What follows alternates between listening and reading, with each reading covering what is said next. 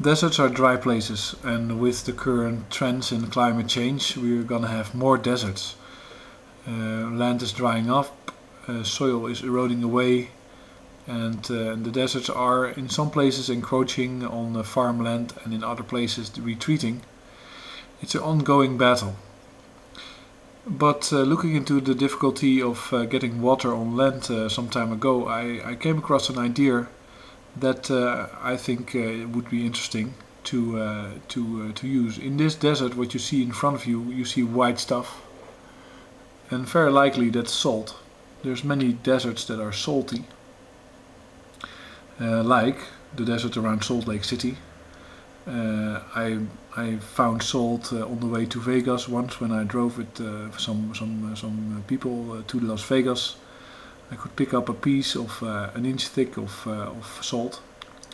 And all around the world, if you go look with Google Earth, you find salt plains in Argentina, in Africa, in Australia, in India, in Russia. It's just a very typical thing to see because there's areas where there was once water, a big body of water, and that water dried up and the minerals were left behind. Now there's something with these deserts I think you can do to improve let's say to reduce the drought in a region, which is a bit counterintuitive, but it's very easy. What you can do is you can flood them with seawater. Instead of using fresh water, you can use seawater and flood, for instance, an area next to Vegas. Pump it over there. I don't know how you're going to do it, but there's other areas in the world that are much easier to reach if you use a pipeline and you pump in seawater. And what happens then is that seawater evaporates from the place that you pump it to, from this lake bed, which is now a lake again. And although the lake is not readily inhabitable by fish or animals like that, although there are some lakes, even in the US, in California, that are very salty with their special types of fish, but that's not your goal. Your goal is basically to create a source of evaporated water.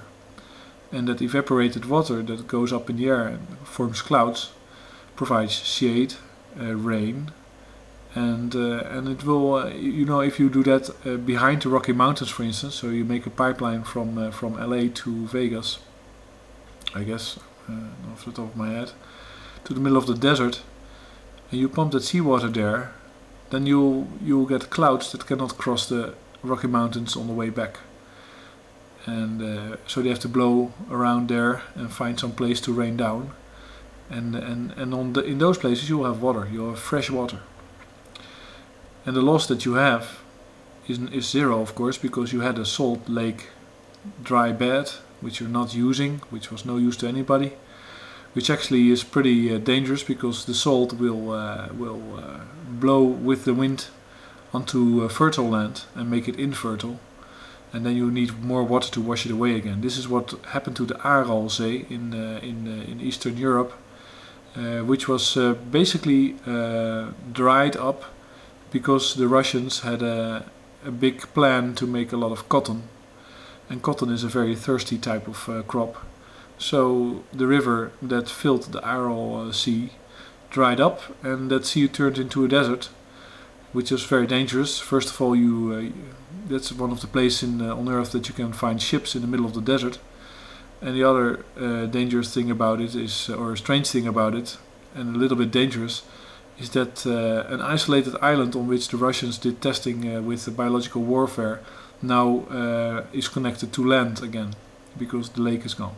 But that's a bit beside the point. My idea is to use dry salt lake water beds and fill them up with seawater, and then do it in such a way that the seawater evaporates and can precipitate back on land around the lake and make that area fertile and wet enough for agriculture.